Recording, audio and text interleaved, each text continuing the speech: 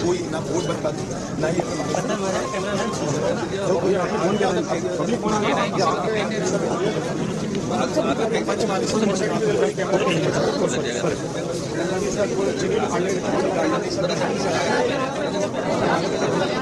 नहीं होगा।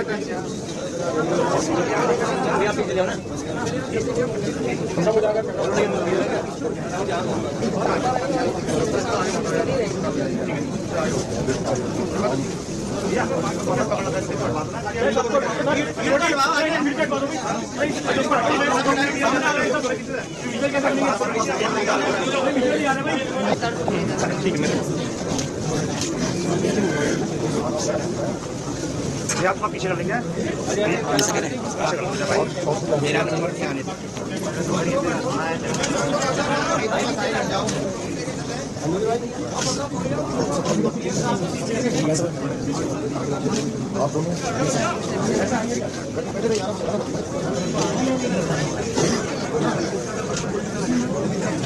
भाई ये ना थोड़ा साइड हट जाओ यार। आपके जा रहा था दोबारा कनेक्ट किया इसको डाल करके। हाँ बता दो सर।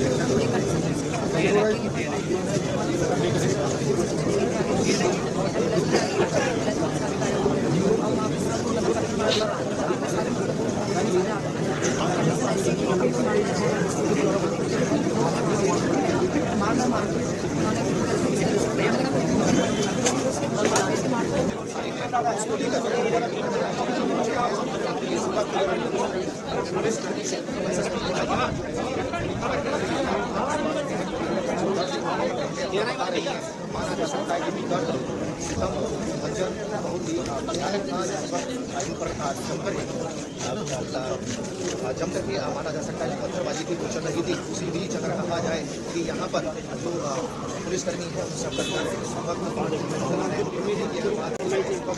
सभी से बड़ी बड़ी मिलकर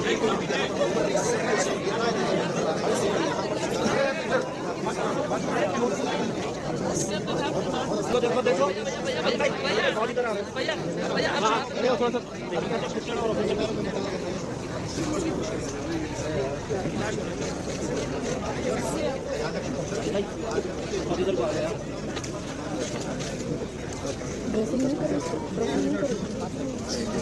खुला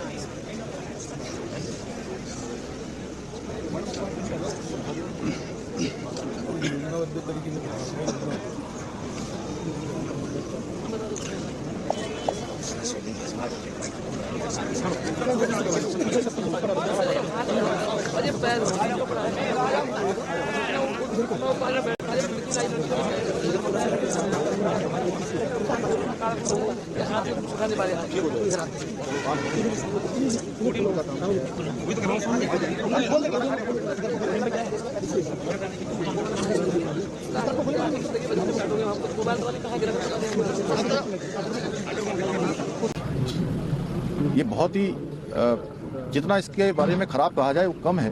हमारी देवभूमि है, उत्तराखंड देवभूमि है। यहाँ पर ऐसे हालात कभी नहीं। इन्होंने देवभूमि की जो फिजा है, देवभूमि का जो माहौल है, उसको खराब करने का प्रयास किया है।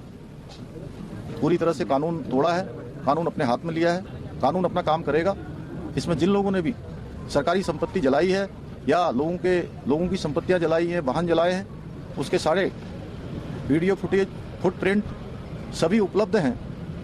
उसको चेक किया जाएगा, जांचा जाएगा और उस पर जो भी कार्रवाई है, विधि सम्मत जो कार्रवाई है, वो कार्रवाई यहाँ पर की जाएगी। आपसे जानकारी ये चाहते हैं कि जैसे ही नमाज पढ़ के बाहर निकले तौकीर रजा अपने समर्थकों के साथ, उन्हें वहीं पर रोक दिया गया है। कितनी बड़ी संख्या में इस वक्त उनके साथ उनके समर्थक मौजूद हैं? देखिए, समर्थक अभी भी है 200 से 300 के करीब यहाँ है, लेकिन अलग अलग जितने भी पॉइंट्स बने हुए हैं उन जगहों पे है। चूंकि पुलिस ने सुबह से ही इतने कड़े सुरक्षा के इंतजाम कर दिए हैं कि बहुत बड़ी तादाद में लोगों के लिए इकट्ठा होना मुश्किल है।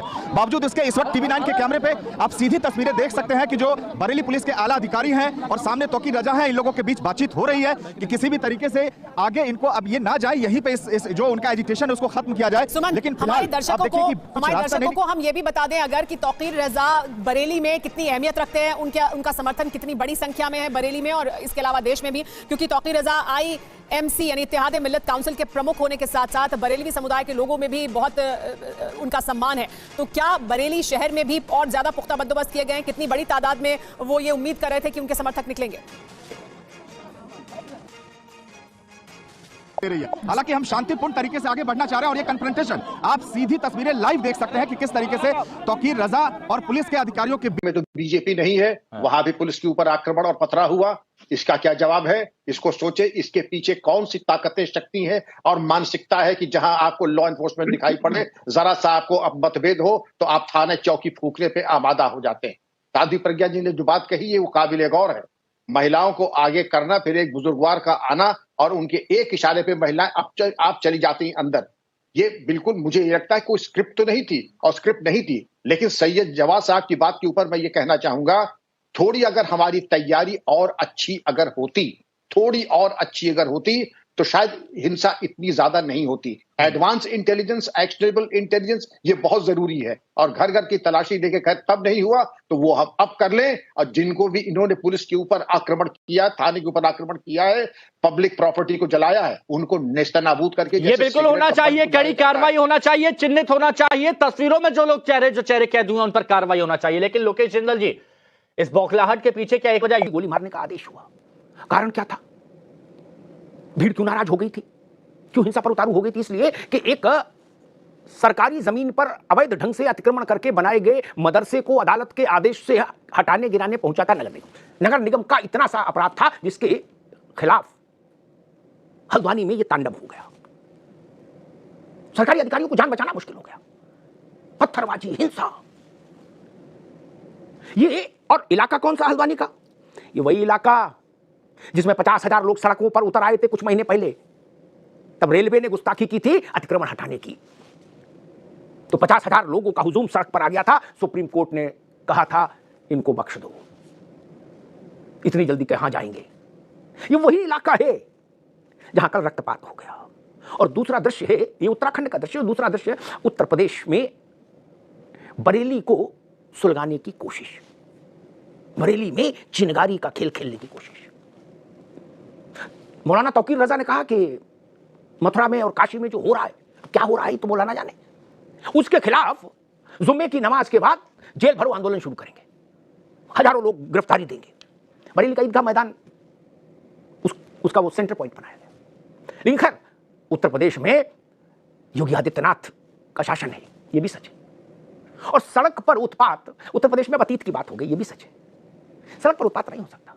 जेल यात्रा करने का मन हो तो कोई जा सकता है जेल, लेकिन बिना उत्पात, हल्ला गुल्ला, ड्रामे के बिना जाइए थाने में गिरफ्तारी दे दीजिए। किसी मकसद से देना चाहते तो ठीक है, लेकिन कोशिश है हल्द्वानी से बरेली तक चीजों को सुलगाने की। अटल जी ने कहा था कि चिनगारी का खेल बुरा होता है।